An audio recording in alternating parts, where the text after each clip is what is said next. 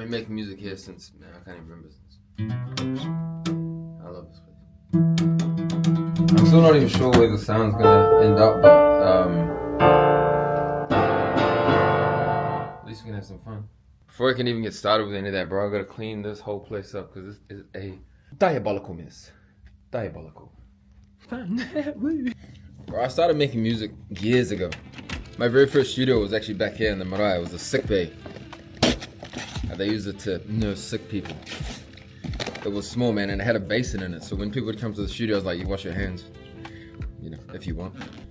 Fuck yeah, look at that, baby. I just went and bought a bunch of shit because we want to start this project off with a bang, don't we?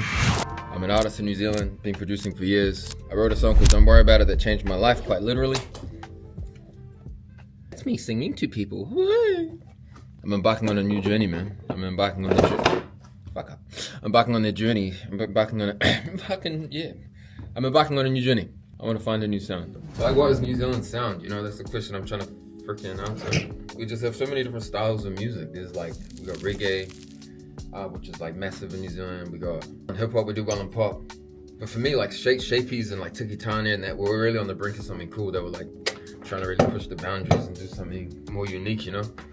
Because if you think about like UK and stuff, like UK garage and stuff is here. If you think about reggae, that's like Jamaican. So I'm just inspired to find out what the next generation of electronic New Zealanders might sound.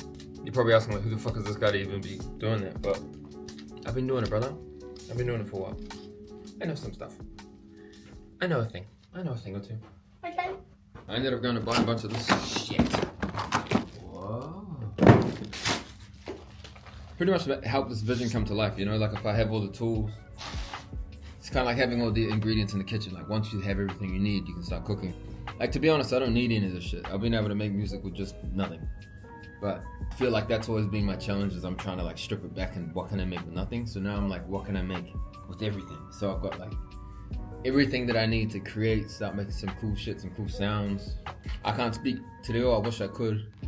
I understand a fair bit, but I'm gonna call some of my friends to really help integrate that part of the language and my culture into the music, because I really want that to be an aspect of it.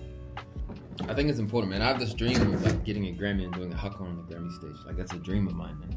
If anyone else can do it before me, I just want to see. Imagine that, man. Imagine being a young kid and seeing someone do a haka on the Grammy stage, because then you're just like, fuck, if the bro can do it, I can do it. Now my missus might not believe me, but I'm actually quite a clean freak. Yeah, I'm doing it because I love cleanliness. Top comment's gonna be my missus saying, he's doing that for the camera. Am I? Is that what you do? Silly girl. For this project, I was even considering not rapping or not doing vocals. Like I just think Kings as an artist might be gone for now, you know what I mean? My last album, one of my last albums I did was called Dad's Son, and it was like literal like I was talking about my childhood, my kids, daughter, everything, solo parenting, kind of all these challenges that I faced as like an artist. And now I just feel like kind of writing cool shit, you know what I mean? Like just doing sonically something cool and like pushing the boundaries and making it dope. I think what's more crazy about this stuff, I don't know how to use any of it. You know what I mean? I've like thrown myself in the deep end. I think it's because it's not that I've been comfortable. Like I love making music and I love doing everything like with guitars and what I'm comfortable with, but something comes out of throwing yourself in the deep end, you know what I mean? Like just becoming a beginner again. There's a very famous swordsman by the name of Musashi Miyamoto. I think that's what the drinks are named after, I'm pretty sure actually. This kind of idea of being a lone soldier, but also just kind of like having a beginner's mentality. Like everything he did, he just consistently worked on his craft over and over again. And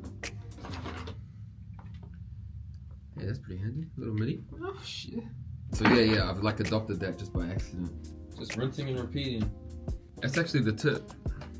It's not about the big steps, it's about the small, consistent ones. Wow. That's kind of the gist of the whole thing, right? Learning as you go. I'm gonna use this footage as evidence that there's literally something missing out of this fucking thing. And there's no mic. Far out. Wow, lucky days. Nothing at all. What the fuck? Yeah, black. Yeah. Yeah, I can grab it now, dude. Alright. You cannot make this shit up. That's so funny. You are the wind beneath my wings. The gangsta, gangsta. Kings for the longest time for me has been like an artist, or me, with something to say. Like a lot of the things that I've talked about, whether it's like Don't Worry About It, Six Figures, any of my biggest songs, for the most part, like I've talked about something that I've lived. Like Six Figures, I wrote that when I legit seen 6 figures in my bank account for the first time just doing music.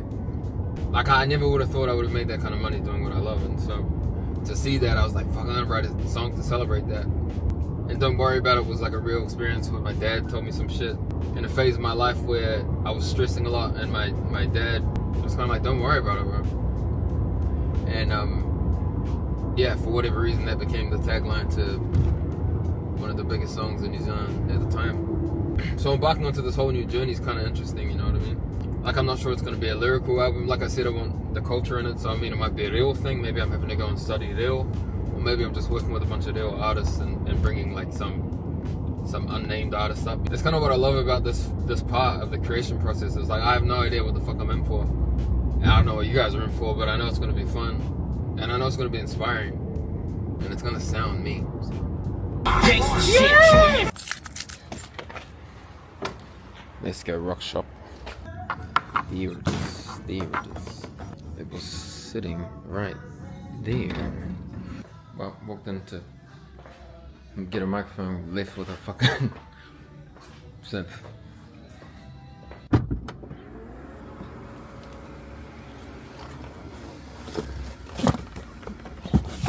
Hydra. I'm gonna change the name of this vlog from Finding the New Sound to How to Become Broke in 20 Minutes. Starring Kings. I've actually cut myself off. That's the last thing I'm gonna buy. Yeah. I cut myself off now. I need the headphones, because without headphones, how am I gonna hear? I can't make music when I can't hear. My ears are real. Think about it. I'm just throwing them as well. I'm gonna break them before. Fuck, get them! Get me out of here! I have to eat because I'm low on energy. All that spending money is making me tired. Hey, one of the healthiest things out there. Sushi. Whoa, look at that. Fuck it. Come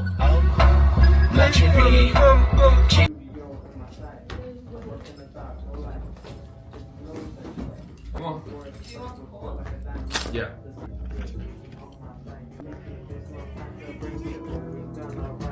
And then like continuation on from there. Pretty good. Some of the positives. We got studio on Marae. So. Kai. Yummy. There's a hangi right now. But I just had sushi tonight. I fucked that up.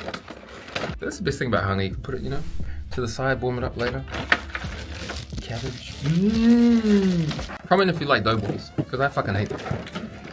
I think they taste like salty nothing shit. Yeah, pretty much. Everyone's like, oh, Doughboys, yeah, bro. I'm like, oh, true. Do you like the taste of fluffy water? Not for me. Just beef, bro. Wow. That's all I need, cuz. Beef. Beef me up. Brisket. If you like Doughboys, you're an idiot. Doughboy, don't worry about it. I wrote that. It's a recording. I'm his daughter and I'm his favourite. You're the only one, I got no choice. Els, I love you, Els. You're not by this microphone. Well, that was my daughter. Yeah. I'm a solid father for people who didn't know that. Been raising that girl since she was just a sperm. Now she's a big annoying sperm that spends heaps of money. Oh, I had a piece of that video you're telling me about the mixing. Yo. That in the 1990s video. Yeah, I told you. Yeah. Yo, it's just for that video. Yo. My little brother wants to be a musician, so I've been teaching him how to do shit. I haven't really signed anyone to my label, because I've always felt like I just wouldn't do a great job at being a manager or anything for anyone other than myself, until my family said I wanted to get involved, and I was like, oh, yo, I can help out. And even with my missus, you know? It's like, it just makes sense for me to spend my time building those people up. Not to say I wouldn't do it for artists. I do a lot of mentoring in that, but I just feel like with family, you have an extra gear. You have a bit more patience as well. But maybe that's just me. Who knows? I can't believe they forgot the fucking mic. Bro, and I left for the synth. They're lucky, bro. It's like they knew who I am. They're like, we'll forget the mic and you'll come back and you'll buy something else. Damn, that's a sexy beast though. It's an NT1, similar to the NT2A. This is like the very first mic I had that was like expensive. When I say expensive, it was like $1,000. I worked with so many better mics since then. But I don't know, there's something cool about this one. It's just real, it's versatile, easy, you can chuck a guitar through it. Nerdy stuff. This place is actually starting to look like like a new studio. Woohoo! I'm so excited to do this, bro. I've been excited to do this for the longest time. And I think I was quite fearful as well, like, what if people don't like it? What if I'm shit? It's weird, because I've never really been that way. But when you're doing something different, there's just something cool about not knowing what's gonna happen. You know, like falling on your face, believe it or not, is like a cool thing when you've when you've tasted some form of success and people are like real nice to you and stuff, and it's like, it's cool to kind of have a bit of realism, if that makes sense. I might be talking shit to some people, but to people who know, you know, fucking looks me. Like, he just said, like, he put it into perspective. He was like, think about it, like,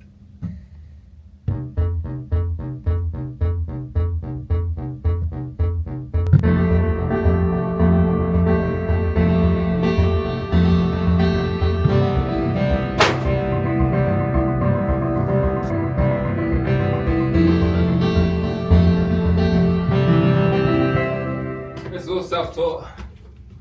No one taught me how to do any of this shit. YouTube, bro. We're in such a dope era. You can literally create and do whatever you want just by Googling that shit. Now you got ChatGPT. I use that motherfucker daily. No excuses. I mean, you can say financially there's excuses, and that's fair. But in saying that, all the stuff that I just bought, like, I made music on this laptop. I want to show you right now, this shitty laptop. Right there. I started my whole beat making career on there. Keys ripped out because I used to hold my daughter and she used to rip the keys out. It's a mean reminder, man. It's one of the best gifts I've ever gotten, actually. But yeah, it's a reminder, man. It's like, you don't need all this fancy stuff I got. Cool.